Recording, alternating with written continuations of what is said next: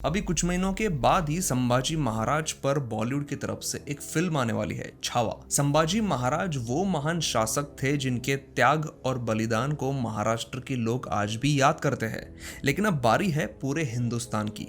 अब वो समय आ चुका है जब उनका जानबूझकर छिपाया हुआ इतिहास अब पूरे हिंदुस्तान के सामने आने के लिए तैयार है।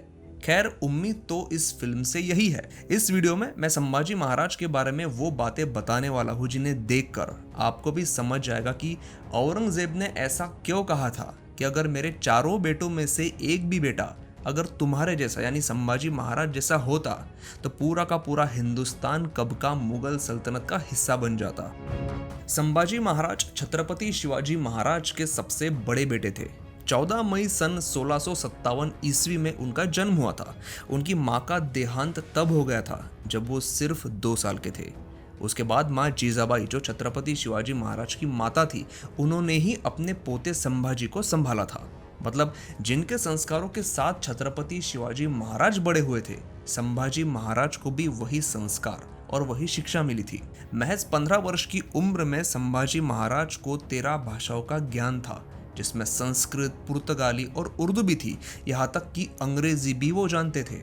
आगे जाकर छत्रपति शिवाजी महाराज की मृत्यु के बाद 1680 में उन्हें राजगद्दी पर बिठाया गया। ये वो मराठा योद्धा थे जिन्होंने अपने पूरे जीवन में 120 लड़ाइयां लड़ी थी, जिनमें से वो एक भी नहीं हारे थे। पता है उन्होंने अपनी जिंदगी का सबसे पहला युद्ध कौन सी उम्र में लड़ा था? 16 साल की उम्र में। औरंगजेब को लगा था कि महाराज के गुजर जाने के बाद मराठाओं की ताकत कम हो जाएगी, वो कमजोर हो जाएंगे। लेकिन उसका ये सपना ही रहा, क्योंकि संभाजी महाराज ने अपना पहला हमला औरंगजेब के उसी शहर पर बोला था जिस शहर से वो दक्कन में अपने शासन विस्तार की योजना बना रहा था। यह शहर था बुरहानपुर। और मुगल हमेशा मराठाओं के हाथों इसीलिए भी पिटते थे क्योंकि मैदानी इलाके पर लड़ाई की आदत से मजबूर मुगल सेना महाराष्ट्र के सह्याद्री पर्वतों में लड़ना नहीं जानती थी। दूसरी तरफ मराठाओं का पूरा बचपन ही सह्याद्री की पहाड़ों में गुजरा था। उसका चप्पा चप्पा वो जानते थे और सह्याद्री के पहाड़ चढ़ना मुगलों के औकात के बाहर था। इसीलिए छत्रपति शिवाजी महाराज के समय में भी और आगे संभाजी महाराज के समय में भी मराठाओं की सेना मुगलों की सेना पर भारी ही थी। कहते हैं कि औरंगजेब संभाजी महाराज से इतना परेशान हो चुका था कि उसने एक दिन अपना ताज उतारकर नीचे रखा और यह कसम खाई कि वो जब तक संभाजी महाराज को पकड़ नहीं लेता मुगल सल्तनत का ताज अपने सिर पर नहीं पहनेगा। संभाजी महाराज को यह पता था कि औरंगजेब के सामने कुछ मामलों में वो थोड़े वीक है, जैसे कि पैसा और मैन पावर। औरंगजेब के पास लाखों की सेना थी तो इनके पास हजारों में। लेकिन एक बात इनके पास औरंगजेब से ज्यादा थी और वो थी चतुराई। इन्होंने क्या किया, इनके आसपास मौजूद गांव के मोची और दर्जियों को इन्होंने इकट्ठा किया और उन्हें पेड़ों से तीर बनाने को कहा। पेड़ों से निकलने वाले रबर से कपड़ा बनाने को भी कहा। उन तीरों के ऊपर कपड़ा लपेट के उस पर तेल लगाकर उसे जलाया जाता और उसे कमान से छोड़ा जाता। अब उस रबर के कपड़े के दूसरे सिरे पर बारूद भी लगा होता था, तो जैसे ही ये तीर सामने किसी चीज से धड़कता वहां पर बड़ा विस्फोट होता। और संभाजी महाराज ने ऐसे एक नहीं बल्कि कई सारे इन्वेंशंस किए थे जिसने मुगलों के नाक में दम करके रखा था। संभाजी महाराज ने औरंगजेब का ईगो इस तरह हर्ट कर दिया था कि वो अपना दिल्ली का तख्त छोड़कर दक्कन में आकर बैठ गया। उसने सारे तौर तरीके आजमाए लेकिन वो उस पे ही उल्टे पड़ गए। जैसे कि उसने पुर्तगालियों को अपने साथ लेने की कोशिश की, उसने उनके साथ समझौते की बातचीत भी शुरू कर दी। लेकिन जैसे ही संभाजी महाराज को इस बात का पता चला, उन्होंने पुर्तगालियों को गोवा से ही खदेड़ दिया। संभाजी महाराज के साथ उलझे रहने का एक और झटका औरंगजेब को ये लगा कि वो इधर दक्कन में संभाजी महाराज के साथ उलझे रहे, जिसकी वजह से नॉर्थ में अपने साम्राज्य से उसका ध्यान भटक गया।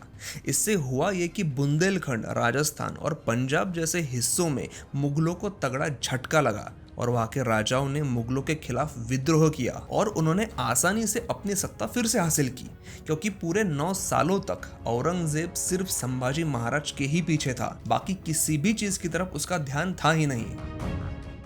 लेकिन जिस मराठा योद्धा को किसी भी लड़ाई में हार का मुंह ना देखना पड़ा हो, जिसने औरंगजेब को अपने इशारों पर नचाया था, वो आखिर में अपने ही सगे संबंधियों से हार गया, उनकी साजिश का शिकार हो गया। कहते हैं कि शिवाजी महाराज की दूसरी पत्नी यानी संभाजी महाराज की जो सौतेली माँ थी, वो अपने बेटे को राजाराम को राजा बनाना चाहती थी। तो उसने शिवाजी महाराज के कान भरना शुरू किया, जिससे हुआ ये कि शिवाजी महाराज और संभाजी महाराज के बीच कुछ सालों तक रिश्ते बहुत खराब हो चुके थे। यहाँ तक कि महाराज की मृत्यु के बाद जब संभाजी महाराज राजा बने तो उन्होंने पहले का जो मंत्रिमंडल था वो पूरी तरह से बदल डाला और नए लोगों के साथ अपना नया मंत्रिमंडल बनाया था।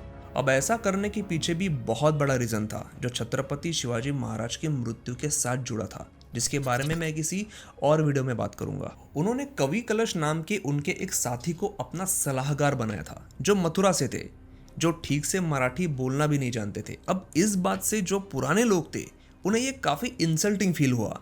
उसके बाद उनके ही साम्राज्य में और उनके ही घर में उनके बहुत सारे दुश्मन पैदा हुए, जिन्होंने फिर संभाजी महाराज को आखिर तक परेशान किया। और आखिर में जब उनकी मृत्यु हुई तो उन्हें दुश्मन के हाथों पकड़वाने के पीछे भी उनके अपने ही लोग थे। अगर अपने ही लोग उन्हें धोखा ना देते तो औरंगजेब उन्हें कभी भी पकड़ नहीं पाता। तो इस वीडियो में मैंने आपको 5 मुद्दों में संभाजी महाराज के जीवन के कुछ किस्से बताने की कोशिश की है। अगर आपको ये कोशिश पसंद आई हो तो प्लीज़ इस वीडियो को लाइक करें और मुझे सपोर्ट करें। संभाजी महाराज के जीवन पर और भी कई सारे वीडियोज़ में आगे बनाने वाला हूँ, क्योंकि उनके जीवन से सीखने के लिए हमें बहुत सारी बातें हैं जो एक वीडियो में बता पाना इम्पॉसिबल है। तो चलिए मैं मिलता हूँ आपसे अगले एपिसोड में। वीडियो को लाइक ज़रूर करिए।